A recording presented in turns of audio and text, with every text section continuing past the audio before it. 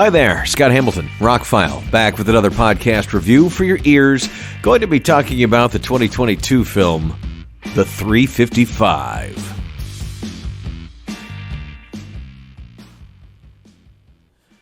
Yes, I rented a Blu-Ray for 50 cents from Redbox just so I could do this review. So, is this a terrible movie because it bombed so badly this year? It's actually not. It's better than the average Netflix movie you watch. Why did it bomb? It really needed to be special. The short version of the review is, it's not a terrible movie. It's fine. That's the best thing I can say about it. It's got a lot of action in it. Everybody in it does well in their respective roles. Jessica Chastain shines. It's her movie. It was her idea. She talked to the director about it, Simon Kinberg. We'll get into that.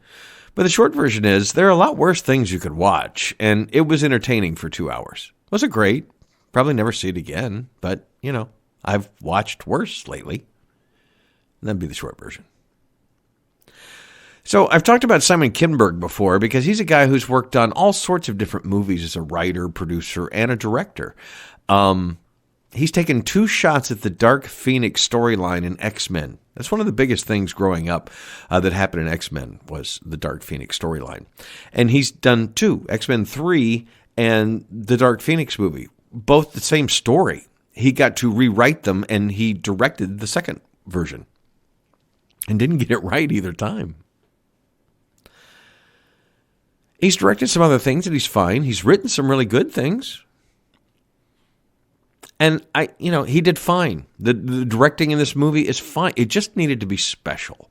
And I'm not saying that because it's an all-female cast. We've had female action heroes. You want to see a good, gritty, female-oriented action film? How about Atomic Blonde? That was a really good movie. The first pitch for John Wick, retired assassin, loses dog and car and goes on murder spree. This could have been a terrible B movie, but the action elevated the John Wick films. The action was so good you couldn't take your eyes off of it. It stitched the story together. They told story through action. They just took action to a whole new level. It took what could have been a mundane B Netflix late night movie and made it iconic. And they made 3, and they got 2 more coming in a TV series. So the idea for the 355 is, during the Revolutionary War, there was a female patriot. They didn't know her name, so she was called the 355. It's supposedly a true story, and that was the idea of the movie. Simon Kinberg got together with Teresa Rebeck, and, I saved her. I needed to read this, because I didn't know who she was, right? When I first heard that this movie bombed, I kind of wanted to see this movie. I like all of the people in it. Edgar Ramirez is in it. I think he's underrated. I really like him. And so I read up on it, and Simon Kinberg did this, really? After Dark Phoenix, he got to do this? So when I start watching the movie, because I haven't done much research sitting down to watch it today, it wasn't even a plan. I was looking for something to do. I've been up way too long today, and Redbox had it, and they gave me a $1.50 off coupon, so why not get it for 50 cents? So when the movie starts up, it's got a great action scene, and they start doing the credits, and it's like written by Teresa Rebeck and Simon Kinberg. Okay, well, who is she? So I looked her up right before doing this podcast. She's a playwright. She's won a lot of awards for doing plays. She's done some TV. She's 64 years old. And she's done several movies. Cinematic wonderment like Catwoman, Gossip, Harriet the Spy, Trouble, she wrote and directed, and most recently, The 355. We have talked many times, this estimated budget for this movie was between $40 and $75 million. It grossed about $25 million. Why do movie studios, this was Universal Studios, it's a big company, why did they hire a writer who hasn't had many, if any, hits? A director who's coming off his last few movies didn't do well? I mean, he killed the X-Men franchise, basically, with Dark Phoenix. I don't know. But he's a decent director. I mean, the movie's filmed well. There's a little bit of shaky cam in the fight scenes, but overall, the women worked really hard to one up their male counterparts. There's a great fight scene between Jessica Chastain and Diane Kruger. I thought everybody was good in the movie. I thought the movie was good. It could have been plotted a little better. It kind of ends an hour into it, and there's another hour to go. They kind of solve the mystery, fix the crime, whatever. I don't want to give away spoilers. But it starts with a pretty good action scene, and then we're introduced to the characters, and we get into some action, and then some things happen. And a lot of this movie feels like it was the second one. Like, there should have been a prequel that told us the backstory on a lot of these people, because they just kind of appear and start working together. And there's a little bit of, well, they may have worked together, or maybe they haven't, and they're just kind of stuck in this.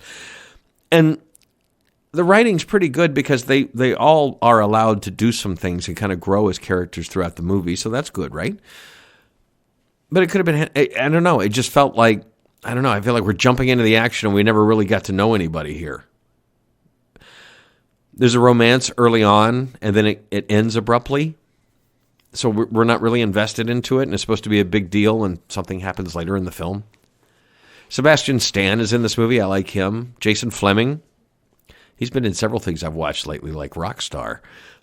He's playing a lot of bad guys lately. But, like, the movie was over, and I was like, and they're setting it up. They totally set it up to make more. The movie ends, and it goes on about an hour 47. It wrapped up, faded to black, then came back into this kind of epilogue where we kind of found out what happened to everybody and what's going to, go forward. And there's no total cliffhanger or whatever, but yeah, it's kind of wide open for them to do something else if they wanted to all get back together. And I wouldn't mind that. It'd be great if like Netflix or Amazon picked it up and decided, oh, well, it's worth it to get these girls back together and make a movie. So what I was saying earlier is the movie had to be special. It's PG-13, and I'm not one who's going to say movies have to be bloody and gory to be good, or edgy, be bloody or gory to be edgy. Deadpool and John Wick work. The R-ratedness of those movies take those movies to a different level that they don't have. Watch the PG-13 version of Deadpool if you don't believe me. The R rating lets them make edgier material. And this movie would have benefited from that. It wants to be down to earth and gritty, but there's no blood. A lot of people get shot. A lot of stuntmen go down like they've been shot in the head. There's not 1 ounce of blood.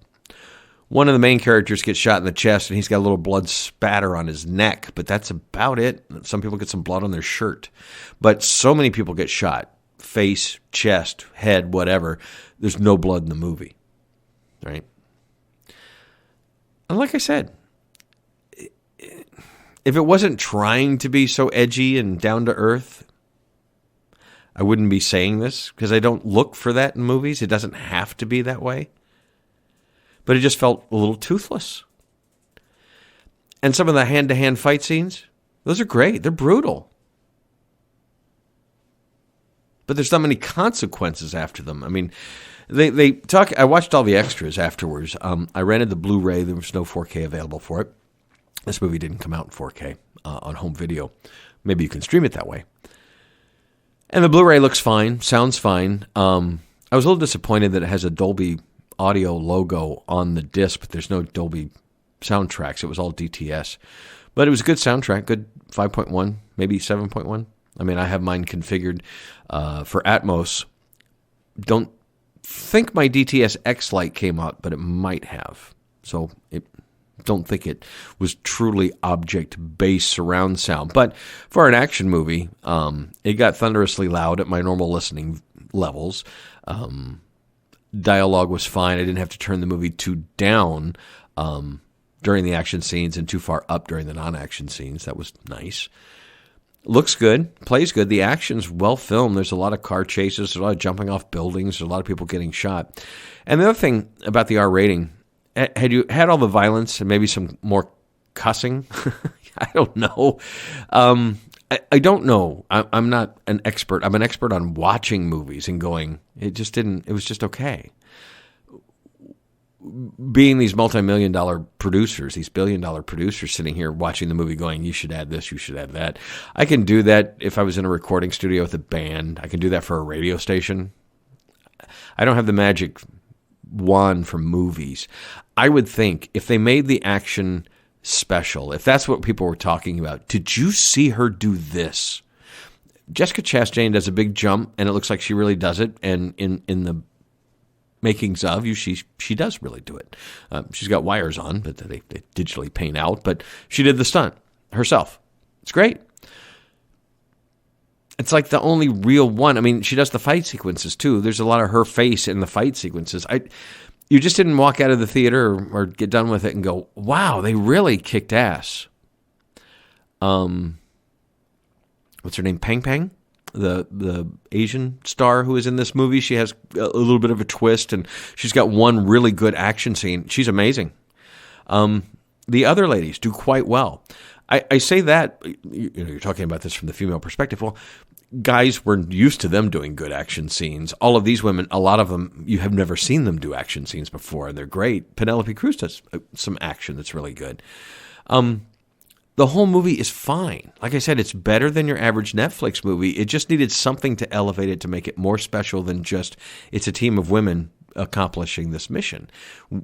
Again, Atomic Blonde got your blood pumping a little more and was just a little deeper, a little more rugged movie. But, Charlize Theron naked and bruised in the movie, and it's pretty R-rated in several scenes, but the movie's a lot more memorable. This one's over, and it's like, okay, well, that was, your typical espionage-type action movie, and it's filmed all over the world, and everybody, the bad guys are bad guys, and like I said, there's a lot of action in the movie.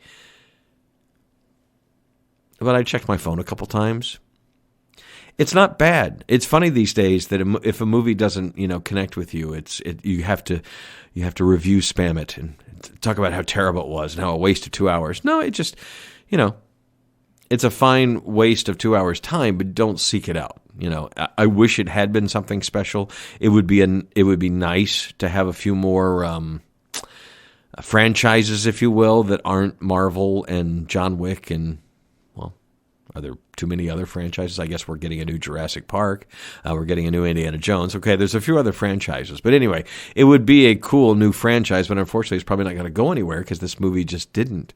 And the home video, it came out on Blu-ray, no 4K. I don't know. I haven't been able to stream it easily anywhere. It's still like full price to stream it. So they're not making it easy to see the movie. You would think. Anyway, it could be better, but I would say make it more violent. Add some blood. Forget the PG-13 rating. I don't really know that any PG-13 kids would care about this movie. So, you were kind of making a movie for adults. Go all the way. Other than that, it's a passable time. If you get to see it for free, you could watch worse.